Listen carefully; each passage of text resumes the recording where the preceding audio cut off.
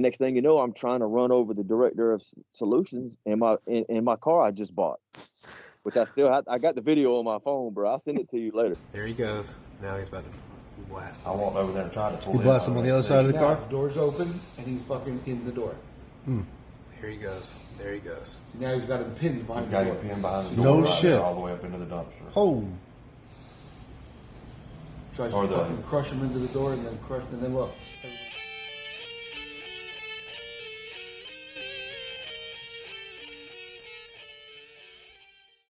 Welcome to the show, David. What's going on, man? How you doing?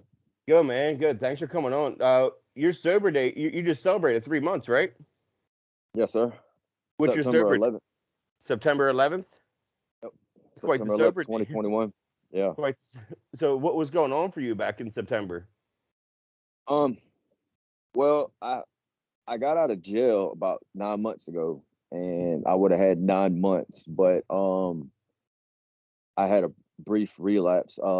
I used kratom, and a lot of people they look at it as, why are you this kratom? Why would you go back? Why would you start your sobriety date over? To be honest with you, I mean, I feel like that the relapse started in my head. It don't matter what it was. It really, I mean, the relapse, it was the idea of me knowing that I was putting something that was going to alter my mind. And so I decided to start my sobriety date over. Yeah, I can totally respect that too. It's not the what, it's the why, Yeah. when it comes down to why you were putting in your body. Like I use cannabis, but I don't use it to like catch feelings. I don't even smoke it, I just take little capsules, not even edibles, not even powerful shit. Just like microdosing with my blood pressure medicine, just because Yeah. it helps my anxiety throughout the day and my depression. So, it's nothing like, and I'm not good at taking Xanax. I can't take Xanax responsibly. I've learned that shit. I've learned that shit, bro. So, but the cannabis, that doesn't take me out. I've been using it for 3.5 years as a medicine, and I haven't touched opiates since. So, for me, it works, but also I don't use it to abuse it. And I don't use it to catch a feeling or escape. Like that's why I don't smoke, because it's about changing my relationship. If I was to smoke, I'm escaping right away, right? I can feel that right away. If I'm taking a capsule, it's going to hit me 1 to 3 hours. I don't know when. It's not even going to really hit me. It's just going to start. I'll feel less anxious and I'll feel less depressed. It's nothing like where I'm like, hey, bro, I'm fucking baked. It's not like that. You wouldn't even know I use it if I didn't tell you. I just run. It's funny. I'm sorry to cut you off, but Yeah. it's funny how little things. I mean, the small things that we don't even recognize. It really blocks us from our connection with God. You know what I'm saying? Like I could tell the difference when I was using it, because I knew I wasn't supposed to be using it, and I could tell that the connection with God was blocked. Yeah. And then as soon as I got off of it, it was just like right back where I left off. It's amazing, bro. Like it's amazing how every day that I wake up today, it's a blessing. Like I used to not enjoy waking up in the mornings. Now I enjoy waking up in the mornings and seeing the sunrise when I'm at work. It's yeah, crazy. bro. I see you posting early in the mornings. You know what I mean? Like you're ready to get the day going. You're dressed to the nines usually. You're ready to kill it. So I can definitely see that. Like I don't want to say you're on a pink cloud, but I can see the pink cloud. And it's a beautiful thing to see early in people's sobriety, especially when you went through what you went through with getting 9 months while you're locked up, and then you get out and then you have a slip and then you get back on the horse again. That's like it takes a lot to be like, hey, I fucked up, I want to start over. Now you're in jail for 9 months. It's usually pretty easy to get shit. I talked to somebody the other day and they were having a tough time in jail because of COVID, of getting packages in there, so they actually quit in jail because of COVID and they couldn't get shit inside the jails. But she was in Canada. And she was lucky because Canada gives their prisoners Suboxone and methadone inside to help them withdraw. In the United States, if you're kicking That's opiates, crazy. they're kick rocks. You know what I mean? They're like, deal with it, motherfucker. But in Canada, they're like, here's some subs, here's some methadone. They make it easy for them to quit up there. In America, it's like if you're not withdrawing from alcohol or benzos, they're just saying deal with it. It's wild to think about like that, but it is what it is at this point. So what did you go in for that while for 9 months? It was assault and battery, high and aggravated nature. Was that It this was time last alcohol. year? Yeah, yep. It was alcohol infused. Like when I take or do any kind of substances, alcohol, be alcohol, drugs, or anything, I turn into a different person, bro. I'm one of those type of people you do not want to be around. Um, I'm almost unbearable. So and I really didn't recognize it. It took me this time going to jail. I've been in and out of jails my whole life, prisons, jails. Like this will be the first Christmas that I got to spend actually sober, and I was able to buy my daughter a gift for Christmas. You know what I'm saying? It's the small things like that. It's like, Yeah. wow, I ain't never done nothing like this. You know what I'm saying? But it was this past time I was in jail that I finally realized that I was an alcoholic, and that was the root of all my problems. Because I mean, I always messed around with methamphetamine, Xanax, anything I could really get my hands on, but I never, the underlying issue was always alcohol. And I didn't recognize it until I actually picked the blue book up while I was sitting in jail. I read it like 30 times, front and back, front and back. And it was like, because I never woke up in the mornings with the cravings to drink. So I was like, man, I'm like the shakes and stuff like that. So I always figured, man, I ain't no alcoholic. Well, then Yeah. in one of the stories, he mentioned that when he didn't crave, he didn't have the cravings like that, but when he drank, he couldn't stop. Yep. It was like it just kicked off that phenomenon, and I would just drink to excess, bro.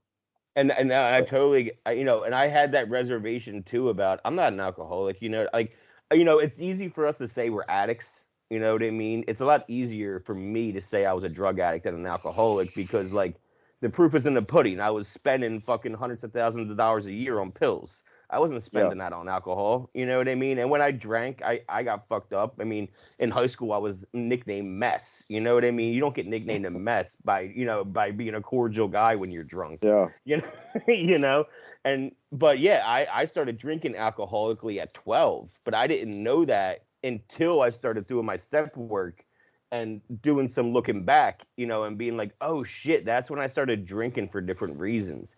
Because as we both know, it's not about how much we drank, it's why we drank.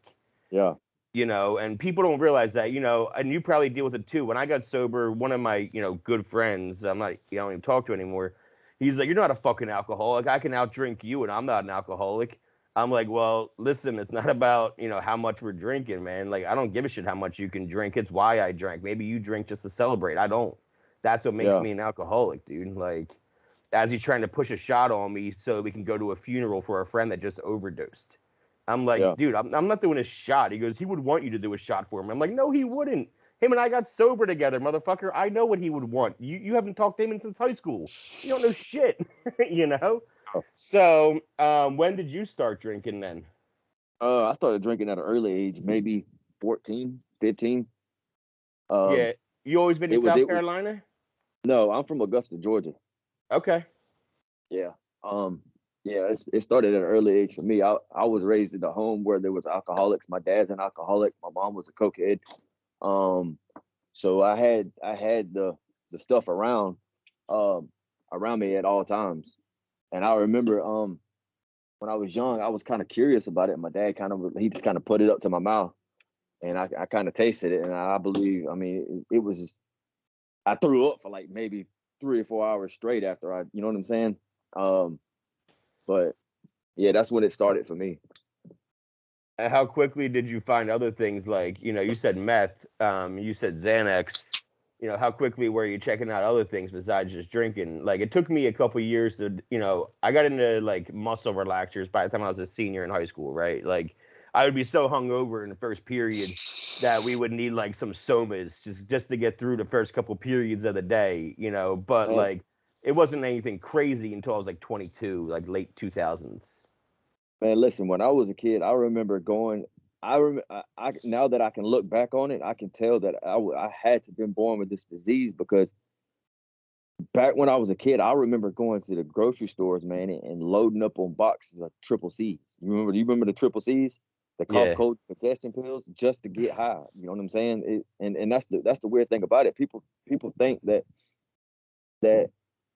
hey, I didn't really start getting to become an addict until I started using drugs or an alcoholic until I started drinking. No, it's already in you. It's already like imprinted in your brain.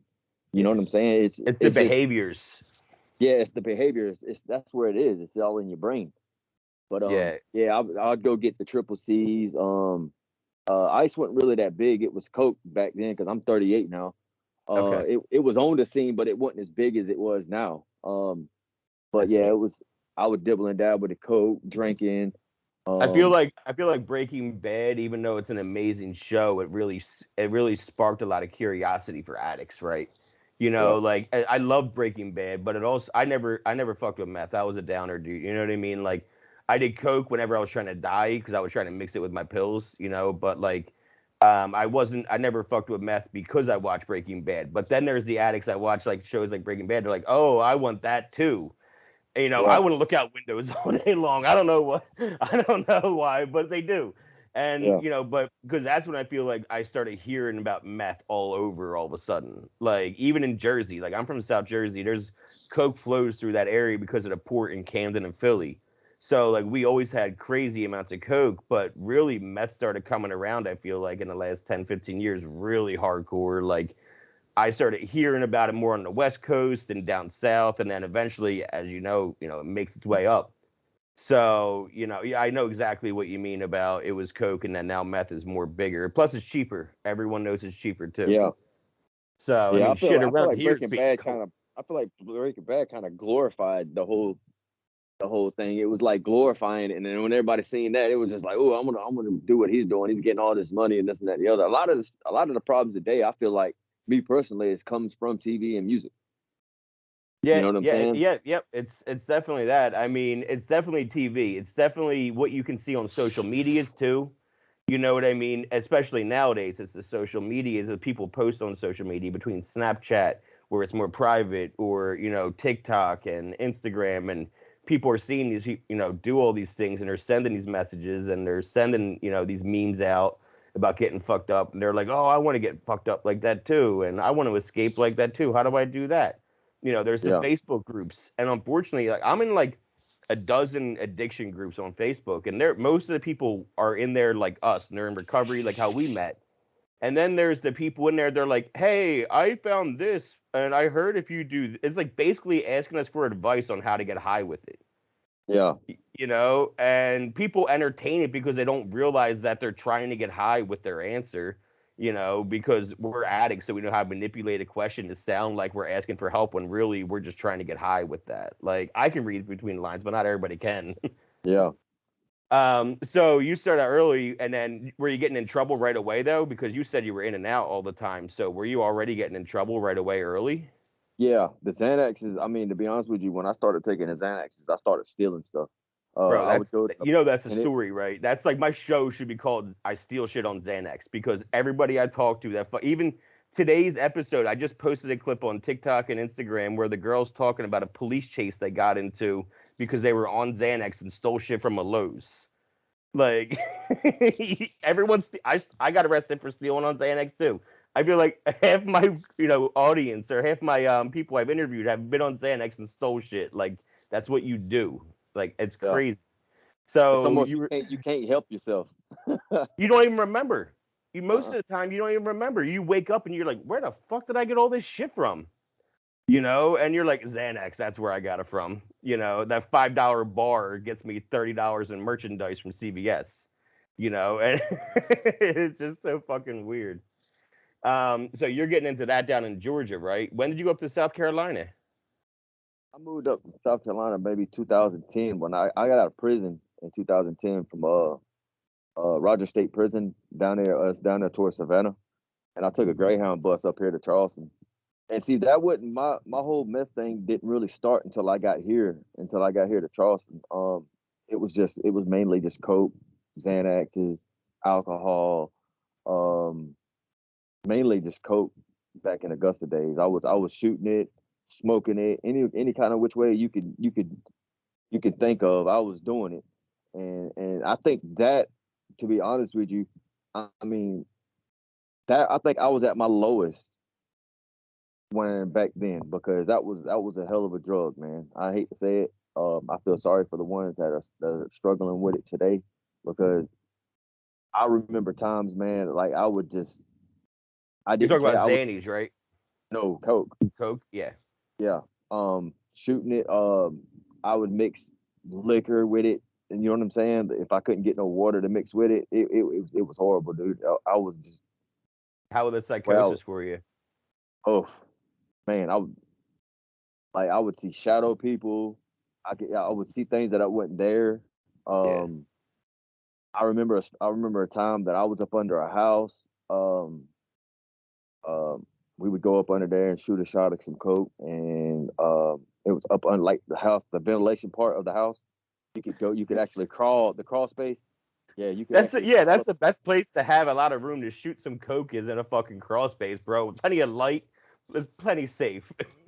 See, no, we didn't have light. We would do it at That's 2 o'clock in like the morning. I'm being sarcastic as fuck. You're like dark as shit in a crawl space, fucking just blindly shooting into yourself with some coke where you can't. You have to hit a main line with some blow, right? You have. I'm not an IV user.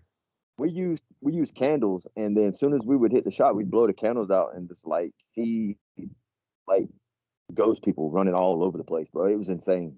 Well, I It guess was you can't insane to hear. I look back guess you on. can't hear. I guess you can't hear footsteps in the basement if you're in the crawl space.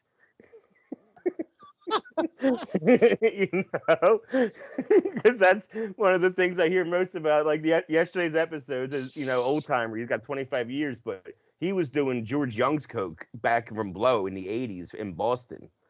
You know that movie, and Yeah. that dude was bringing that coke to Boston. He was getting it from him, not directly, but his dude was getting it from him back in the 80s. And the first 6 years he was sniffing. The other 2 he started freebasing because he met a pipe fitter who introduced him to a torch. Because you didn't Google shit in the 80s, you had to meet somebody to teach you a new way. So that dude taught him how to freebase, and then he started calling the cops all the time for hearing voices in the basement and noises in the basement. And I even have a sponsee that his girlfriend sent him to rehab because he was flipping out on her that there was noises in the basement. She's like, "Motherfucker, we're in a trailer. Yeah. We're in a trailer. You're going back to rehab. I know what you're doing." Yeah. Right. But he just celebrated 6 months the other day, so that worked out for him, luckily. And that's kind of the blessing of doing this, is getting to see that kind of progression, getting to laugh at those kind of like fucking crazy times that we have. The further you get away, the more you can laugh. A lot of people say, that they wish they could go back in time and take back some of the stuff that they did in my life. I don't think that, bro. I mean, to be honest with you, I'm glad I lived through it to be able to, because I got 3 kids, man, and that'd be something that I have knowledge now. I have lots of knowledge, not only to help my kids in the future have to deal with stuff like that from other kids, but for the newcomer, you know what I'm saying? Like for the next person that I meet at these meetings that's struggling with the same addiction, you know what I'm saying? Like that's what today, that's what really like keeps me sober today, is doing service work, man, helping the next man out. I got like 4 or 5 friends that I didn't got into Oxford and got employed out there at the port, man. It's just turned their life around, bro.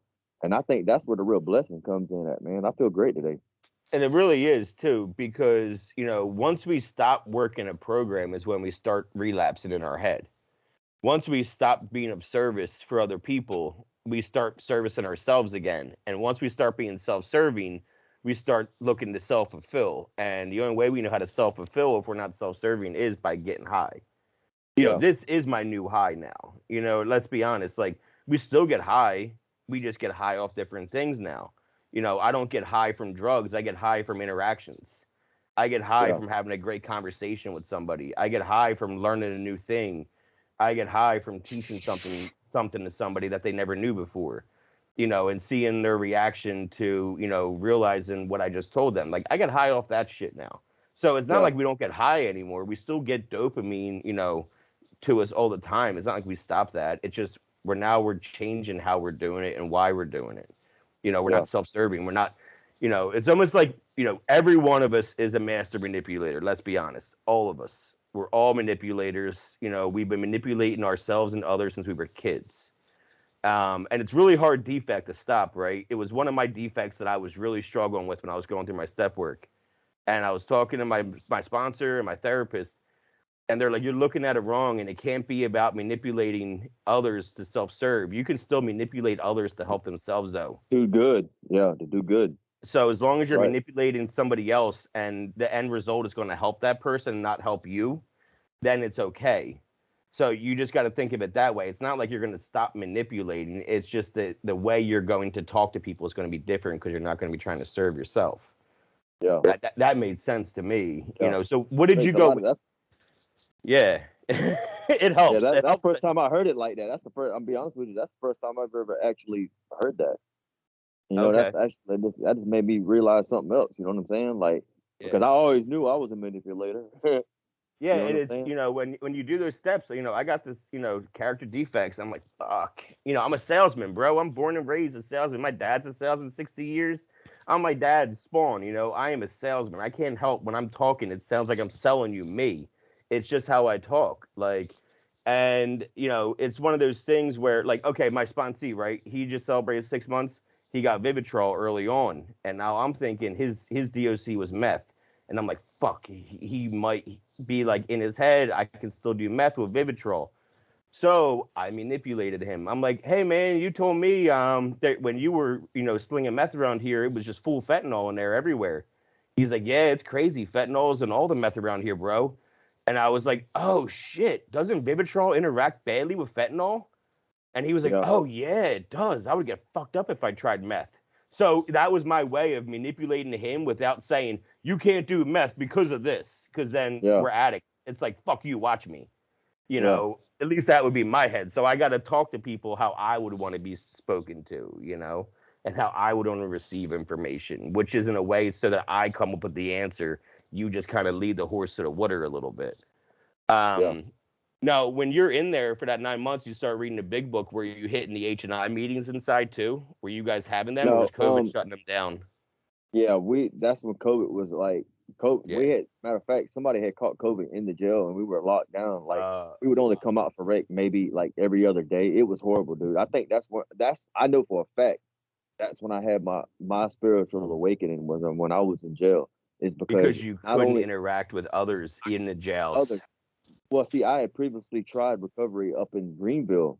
I went to a program up there, Solutions Recovery, and I was court ordered to, and I didn't. I felt like I didn't want to be there, bro. Like because I You felt like needed to I be was only there. there. I needed to be there, but I didn't want to be there. That's See what I'm that's why saying? it didn't work. And Oh, needs and wants is a huge theme of my show. When you need something for somebody else, when you want sobriety, you fucking get it. Straight up. That's all it is. so I'm sitting up in Greenville, and the whole time this is before I read the big book and stuff like that, and this is before I recognized I was an alcoholic. The whole time I'm in Greenville, I'm thinking, okay, I could just stay clean off of meth. I'm gonna go to the liquor store and get me a couple of shots of this Fireball, the little bottle shot. Now, The airplane bottles. yeah, and I 99 would cents. drink those. Next thing you know, I'm going back to the liquor store to get a pint. This episode is sponsored by MJs Progress, Not Perfection Meeting Center Association. We are in our meeting center where we do all these meetings for mental health and addiction. I can do this podcast anywhere. I can do this at home. I can do this in a closet. I can do this in a basement. It doesn't matter. All I need is somebody else to talk to about addiction and recovery. What I can't do from anywhere is help people with their addiction and their mental health problems. So if you can help out, you know, we do have a Venmo, we have a Cash App, we have a PayPal, we have an address you can send a check to, and, you know, all the money that gets donated goes towards rent, goes towards keeping the lights on, and goes towards keeping the internet on. So please, you know, if you can give $5, $10, $20, it doesn't matter. Anything you can is so appreciated. And if you are a local business, if you're a national business, whatever, and you want to be a part of what we're doing, you know, you can reach out to me and we can talk about how you can be a sponsor. But I'll let you get back to the episode. You know, I'm trying to run over the director of solutions in my car I just bought, which I got the video on my phone, bro. I'll send it to you later. There he goes. Now he's about to blast. I walked over there and tried to pull He in blasts him on the other side of the Now, car. the door's open and he's fucking in the door. Here he goes. There he goes. Now he's got him pinned He's behind got the him door. pinned behind the No door right shit. there, all the way up into the dumpster. Oh. Tries Or to the- fucking crush him into the door and then look, everybody. And I'm surprised, and it could have been a lot worse, bro. Yeah. I could actually hit that man, and I would be sitting in jail on vehicle homicide charges. You know what I'm saying? And the whole time I'm in Greenville, I'm just like, yeah, I could do this, I could do it. And just because I'm clean off of meth, I'm good. but I'm an addict. I'm an addict overall, bro. Alcohol, it don't matter what it is. So, yeah, I We tried forget that abuse alcohol is a Greenville. drug, period. Yeah, Like we forget, it's almost like, especially it sounds like when I say we, I mean me and you, because we both were kind of in denial about alcohol. It sounds like we both knew we were drug addicts, right? It sounds like we both knew the entire time, like, yeah, I'm doing drugs and it is what it is. Deal with it. This is my life. But we weren't alcoholics because we weren't waking up shaking. I yeah, wasn't withdrawing from alcohol. But when I drank, it was always to escape. I was never drinking to like celebrate something. Even if I said I was, my mind was so far gone, it was always an escapism thing. I was ready to die for the last 3 years. I lost a fiance to suicide. I was ready to die for the last 3 years sorry of to my hear that, addiction. man. Thank you. Yeah, I'm good now, luckily, because of, working the steps and having some clarity. But I was blaming myself. Everyone was blaming me. And I'm just like hitting the bottle, both the fucking pill bottle and the alcohol bottle, like it was done. Anything to numb and go away and not have to think, because we're all empaths, right? So we overthink things and we analyze, we overanalyze, we get stuck in our head, we stay up all Me, night, and it bounces around. All the thoughts, they bounce around, and if we're not talking out loud and living out loud and recovering out loud, that shit gets caught up in here, and we start lying to ourselves. We start manipulating ourselves, yeah, talking ourselves into some shit. Like, oh, I can drink an airplane bottle of Fireball. I don't need yeah, a. And then it's like, I can drink a pint of Fireball. I can drink a fifth. It's yeah, no big deal. When I relapsed on drinking, I had 13 months clean, and I relapsed on drinking. And I grabbed a 6-pack and I poured out 2 and then drank the other 4, because I'm not an alcoholic. I don't need all 6. Look, I'll prove it to you and I'll pour out 2. yeah, That kind of fucking mentality. It's dumb as shit. Looking back now, in the moment, I thought, oh, this is how I'm going to justify it. And I didn't drink alcoholically in that 9 months, surprisingly, though. But I finally did. It took 9 months because I was so indoctrinated with the book that I knew all of this the entire time I was drinking. I knew all the stories. I knew the cautionary tales. So I was really careful for 9 months. And then I woke up hungover and realized I killed a bottle of Jack. mm, And then I was like, I wasn't supposed to do that. Old JD now has to either get drunk at 10 a.m., has to either get some pills, or has to never drink ever again. yeah. And it was leap day. It was 2/29/20. And I said to my wife, this is the perfect sober date. You want to quit with me? And so she was an alcoholic before we met, and then kind of slowed down, moderated when we met. And then, yeah, she quit with me, and that's both of our sober dates now. So it was like, what better sober date than fucking a day you only see 4 years? It Yeah. makes you wait that 4 years to get that 1 year now. So and then now you don't have to say which fellowship, but you do still work it hard though, right? You still go to meetings all the time and like Yeah. go and okay. Yep. That's Yep. so I go to meetings. Matter of fact, easing around you guys. we got a lot of stuff going on down here in Charleston, man. We got a upcoming Christmas party, and we got a New Year's Eve bash coming up for New Year's. It's going to be like a masquerade type Okay. thing. Yeah. So I'm kind of excited about that. I had to go get my mask and my suit and everything like that. So Yeah, man, you're the third person I think from Charleston I've had JR on, JR, I'm sure, yep, and I've had Latasha on, and now you, so it's crazy because like for me, Charleston means a lot because my higher power lives in Charleston. yeah, Bill Murray is who I consider my higher power. So I've always known about Charleston because of like those Bill Murray stories of him like walking up on people in bathrooms and shit and like touching their yeah. shoulders and whispering in their ear. Charleston So has a really good recovery down here, bro. It's like top notch. I've never seen nothing like it. I've tried recovery in Greenville. I've tried recovery in Augusta.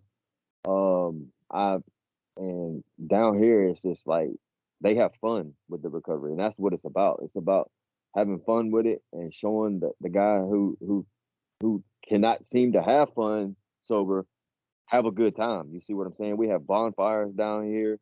Um, and it's a lot of fun, bro. The love it down sounds here like is fun. LA. Yeah, it sounds like how it was for me in LA. I got sober in Los Angeles originally, and the recovery community out there is amazing. There's like 300-400 meetings a week in LA County alone. And some of the like closest groups too, like we used to hang out and do meetings like on the beach. You could do meetings on the boardwalk. You do meeting. I used to do a meeting in the front yard in Venice every Saturday night, and that meeting ended up growing so much that it's twice a day and like 50 people each meeting that show up to that meeting in the front yard in Venice. So like it just grows. And now I'm trying to do that. I live in rural PA and like no one shows up sometimes. And it is what it is. This is brand new to like they're not even NA around here. And I'm trying to start NA up around here. So because the meth is just wild around here. But AA is like kind of my thing where I've gone through the steps with. That's where my sponsor is, that kind of thing. But either way, it's about support. It doesn't matter if you go to AA, NA, smart recovery meetings, just going to therapy and talking to a therapist, it's about having some kind of support network. Shit, there's people on like in the Facebook and TikTok community and Instagram community, and that's their recovery network. Yeah. If that works for you, it works for you. I'm not going to hate on it. Now, do they up there in PA, do y'all have like different types of meetings? Like I know down here we got AA, NA, we got CA, CMA, which is Crystal Meth Anonymous. I have a CMA chip actually from that's from LA though. That's from LA. So no, up here, nah, man. There's barely even NA in my town. We're in a college town up in the mountains, kind of by the Poconos a little bit, kind of near Scranton where the office was. Everyone knows that. That's where we are. And so, no, it's not there. Like I know CA very well. My first ever meeting I ever went to in recovery was a CA meeting in Los Angeles. I've been to CA, CMA. I even went to a Marijuana Anonymous meeting out in West Hollywood one time. I was doing this thing. I was trying to hit 20 meetings in 2 days. And I was just challenging myself. In LA, there's plenty of opportunity to do that. And there's this place I found in West Hollywood called the West Hollywood Recovery Center. And they would hold meetings, like 8 meetings a day. And I was trying to fill my quota. So I was like, fuck it, I'll sit in a Marijuana Anonymous meeting. So I sat in that meeting too. And I didn't even know they had those. There's a meeting for everything, bro. There's, the Sex and Love Anonymous, SLA. Oh, no, I've heard about. It's called SA in other places, or it's called SLA, but it's the same difference, but it all comes back to the big book. Let's be real. All of those A's are just adopted from the original 1935, what Bill and Bob did. Even NA was 1953 when they partnered up and said, hey, can we kind of pretty much use your text, verbatim, but just change narcotic. It's basically the same shit. It's more intense in my opinion. I think NA is more intense when it comes down to the step work. You got like a packet to fucking do. Like I see people take a lot longer to go through the steps in NA than they do AA. There's like literally you can go through the steps in a month if done right. But NA, it's supposed to take a year or two. It's supposed to take a long time. I kind of get it, but I like going through the steps quickly. I like going through them quickly and doing them over and over again. You're never not done doing the steps. No, you should be living. You should be living in the steps. You got to get the 10 fast so you can start doing an inventory. The first thing I learned was how to do a step 10 before I learned how to do anything. To just do a daily inventory and just start being grateful. Did you ever say the word grateful before you got sober? Did you know it existed? I didn't even know what grateful was. Except for Thanksgiving. That's what I was going to say. I was about to say, back when I was getting out, bro, the only thing I would say I would recognize with grateful would be Thanksgiving. Yep. I didn't know people said that all year round, and you see people winning awards and you're saying grateful. I'm like, now I start hearing the word. I never even heard the words being said by other people until I got sober. It's that fucking weird. Like, I never heard people say it in like speeches or on TV. And now I feel like I hear it everywhere. And it's because I am it. I'm living in that kind of like attitude that I am grateful to be here. So when you are living in that kind of way, in that mindset of looking for reasons to be happy, as opposed to looking for reasons to escape like we used to, then we hear different shit, right? Yeah. Like, I'm sure you've been to meetings in addiction and like, this isn't for me. Fuck this. This is bullshit. This is a cult. I'm never going to do this again. Yeah. Yeah. And it was all about our mindset walking in that door. Nothing changed. It's still the same book. It's still the same fucking people too. The only difference is trying something new. That willingness. yeah, I've been living this way for so long. It's just like, why not give it a shot? You know what Yeah, I'm nothing saying? else is working. Yeah. Me being my own therapist and pharmacist did not work as well as I thought it was going to. You know, all my 20s, I was like, I'm a therapist and my own pharmacist. I got this. Yeah. I didn't get this. I did not get it. I mean, you know, so how do you feel about rock bottoms? Do you feel What do like you you mean? hit a rock bottom? Yeah. I definitely hit a rock bottom. Is I knew the reason I was up in Greenville. What I was there to try to get help with my addiction. And then when I came to in the county jail this past time, after being so drunk, I don't even. I woke up in a hotel and I was like, "How did I even get here?" I had to ask the police, "What did I do?" And when they explained to me what I done, I was like, "Ain't no way I'm back here again, bro." It was just like that's when I knew I was done with this. I had to do something different. I had to live my life, or I'm gonna end up spending the rest of my life in jail. Yeah. And then it was funny because the day I got locked up was the day that my baby girl was born. The exact day, and I don't know if it's always God's will. You know what I'm saying? Like it's never a coincidence. Yeah. It was planned for that to happen, and I just felt like a teetotal piece of shit. You know what I'm saying? So Yeah, it's almost like they always say, like, our higher power does for us what we can't do for ourselves, you know, yeah, and we never would have put ourselves in jail. You never would have put yourself in that situation. mm, He put you there so you can have that wake up, you know, because, and is that when you started reading a book on your own yep, and exploring? yeah. I had a Because friend you had send it heard to me. about it. Yep, I had a friend send it to me in jail, and I spent a lot of time. Like I said, we came out every other day, so I had enough time to be able to just read it. And then the books was like very scarce in there. Like Yeah. everybody was like getting the books, and they were holding on to them. So I just said, man, can you send me the blue book? I want to go ahead and start reading. And I read it multiple times. I mean, I remember reading it, and then like 2 days later, I just started reading it again. It's You like know, watching a movie over again. yeah, We watch the same movies over again. Why can't we read the same books over again? yeah, You know, and I agree because, you know, a lot of people, I firmly believe that all of our rock bottoms look the same. I think we all have different, you know, lows. We all have different, you know, things and bumps in the road. But I truly believe our rock bottom is the day that we surrender and we're just like, I give up. I just need to do something different. You know, there's people in sobriety that I know that haven't hit rock bottom. You know, they haven't asked for help yet. They're just white knuckling it and they're trying to figure out a way to be a normal person but never drink. And I feel like yeah, they don't even really hit rock bottom until they're like, all right, how can I actually be happy though? You know, it's about finding new ways to live and new solutions to live, you know? yeah. So you had that 9 months. How long did your kratom go for before you like were like, I'm gonna be done with that and start over? Like how long Um, did that run go for? I was using Kratom maybe 2 months. Okay. 2 months, and it was just like it. That was even getting unbearable. Like I would wake up in the mornings and I'd take it and just to get my day started. You know what I'm saying? And it's That's funny because that's the addiction part. It's the habit forming. You know what I'm saying? Like I had it's just like a cigarette. When you get finished eating, what do you want to do? If for somebody who smokes cigarettes, you gotta light a cigarette up. I I got don't listen. really think it's based the nicotine. That's the nicotine. It's addicting, but it's more of the habit of having to do it. Yeah. It's 100% that, and it goes back to the needs and wants. And I still even catch myself doing it because, you know, I see you're vaping, but I still smoke cigarettes. And I know I need to quit, but I don't want to quit yet because I still enjoy that escape. And you know, I know that it's harmful. I know all the risks. I've read about it for 20 fucking years. I know what I'm putting in my body, but that cough, that's not from any kind of sickness. That's my fucking, you know, That's the smoking at cigarette. that's my 12 to 35, you know, ass smoking, you know.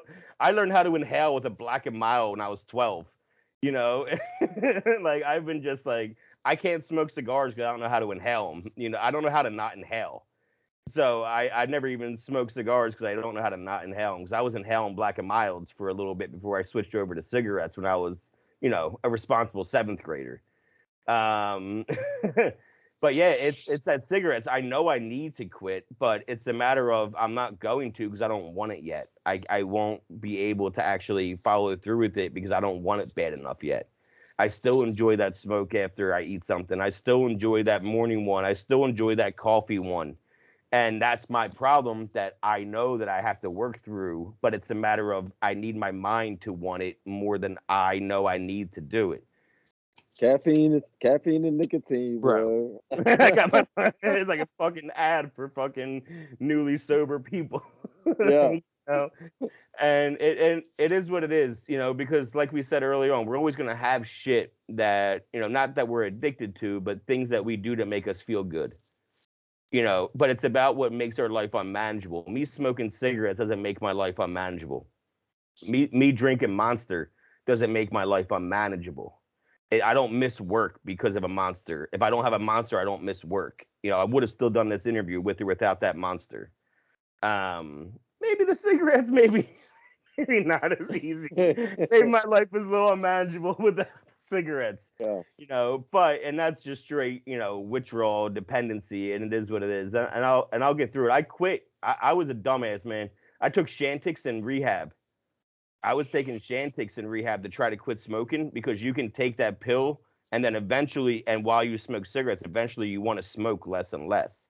And it worked. It was working really well. By the end of the 28 days, I was barely wanting a cigarette, not needing, wanting. That's the difference, right?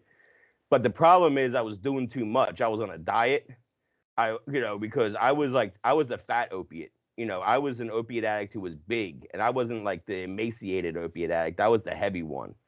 Yeah. So I was on a diet. I had quit drinking. I had quit pills. I'm quitting cigarettes. And my sponsor's like, bro, you got to pick one. And don't pick two. Don't pick two of the ones. You have to pick one of them now. And so I started smoking again because, you know, it was what I needed to do in that time because I was doing too much. I didn't know I was doing too much. I needed somebody to tell me I was doing too much. And eventually, now I'm gonna end up quitting eventually. You know what I'm saying? Yeah. I'll get tired of doing it, and then I'll just put it down. I was last week. I've already been contemplating on not vaping anymore. It's that crazy thing, right? Because like when we reach out for help as addicts, and if we don't get that help, we give up.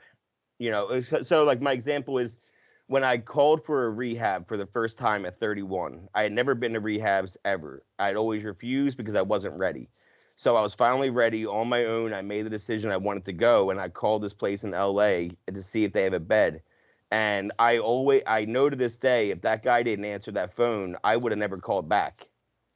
You know, I'm glad at 8 p.m. on a Saturday night, he answered his phone and talked to me for 2 hours and got me checked into rehab. Without him answering the phone, I never would have went back. And the reason I definitely know that is because this past July, I'm like, I got to quit smoking again. And I was like, you know what? I'll get Chantix again. That Chantix makes me want it. And is that dumb? Chantix is straight up a pill that you take once a day, and for 28 days, right? And but the problem is they recalled it a week before I went to go get it because it causes suicidal ideations. I can live with suicidal ideations today, you know, because I know how to manage it. I know that it's my mind playing tricks on me. I know just talking about it is what you need to do when it comes in your head. The worst thing you can do when you have a suicidal ideation is not tell somebody. Because then, as people who are broken like I am, I'm going to try to trick myself and lie to myself and tell myself this is what I need to do. But when you tell somebody your deepest, darkest thing, like, hey, I might want to kill myself, then it's real. It's out there. You said the fucking words out loud and somebody else heard it. They didn't run from you, and now you can have a dialogue about it. You know? Yeah. So it was like with cigarettes, when I was like, hey, I need help with cigarettes. Oh, get me Chantix. And they're like, oh, it's recalled. We can't get it for you anymore. And I'm like, well, guess I'm still smoking. You know, it was the same thing with the rehab. If he wouldn't have answered, I'm like, guess I'm still doing pills.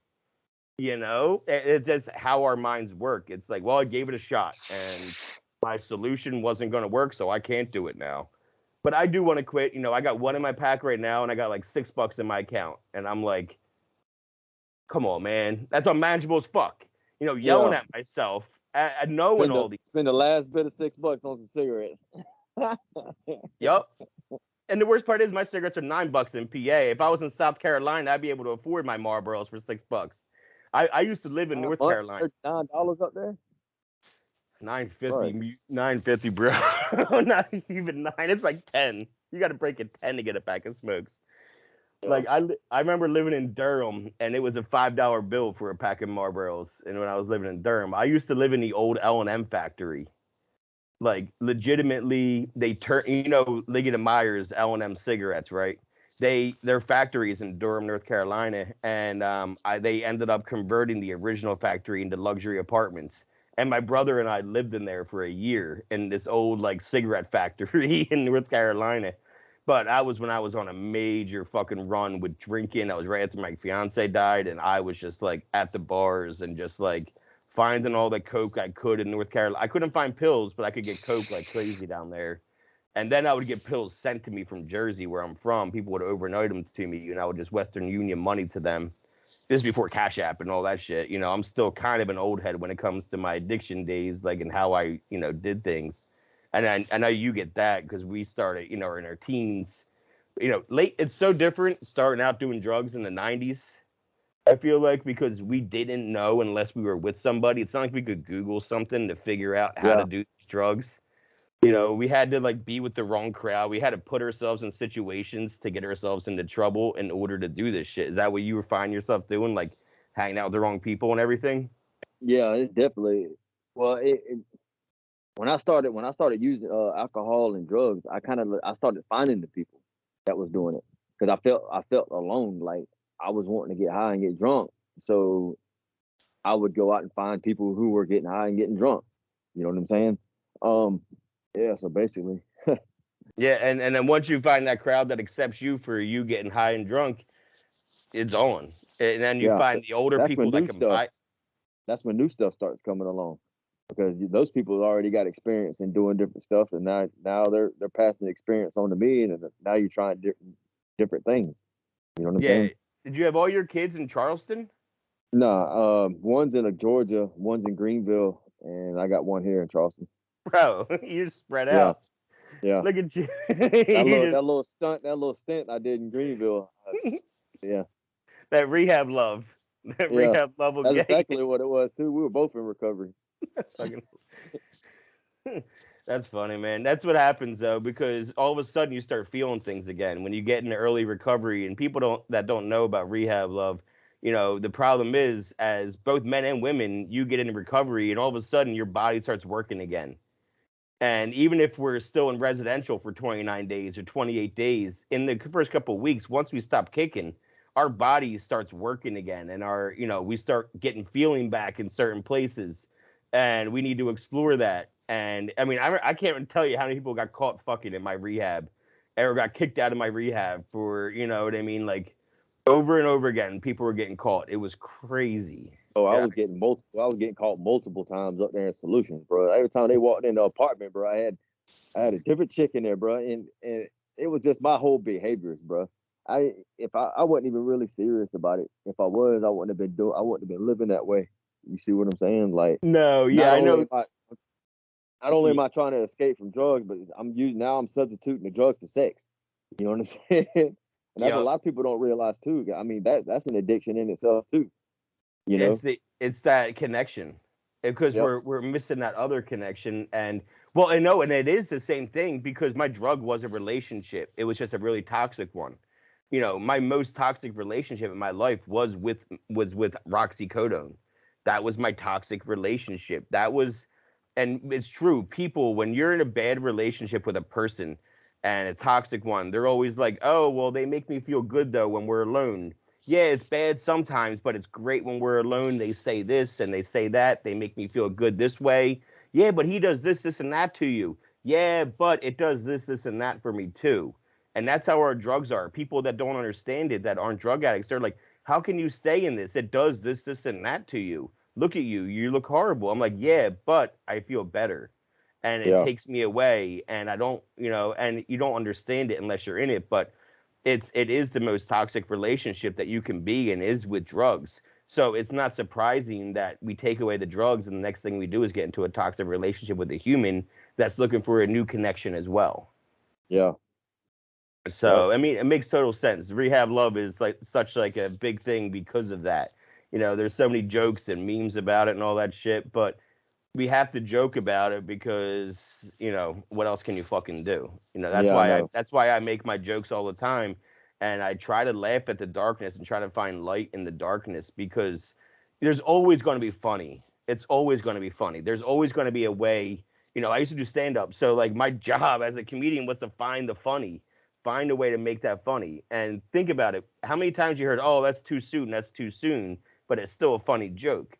It's not a matter of it wasn't a funny joke, it was just too soon. You can always find some light in some darkness, even within ourselves. And as soon as you can start laughing at your own past, that's when you really start healing. When you can start laughing at the ridiculous shit you did in your past, that's like a whole different kind of healing that I can't even explain. Yeah. So, but man, I'm so glad that we got to meet and talk and catch up a little bit. Me too, bro. I'm kind of glad you let me on the show today. You know what I'm saying? Yeah, you're killing it, dude. 3 months, but not even that 9 months. Yeah, that 9 months is a little more controlled, but that 3 months out the gate, and you're still like all about it. You're living your recovery out loud. I see you all the time on Facebook posting the way you post, and you're just see, the difference today is I'm not forced. It's by choice. You know what I'm saying? I don't have nobody standing over me saying, "Hey, you got to do this. You got to do this." I'm doing it today because I want to, because I want better in my life. I just now recently got hired on full time at the port.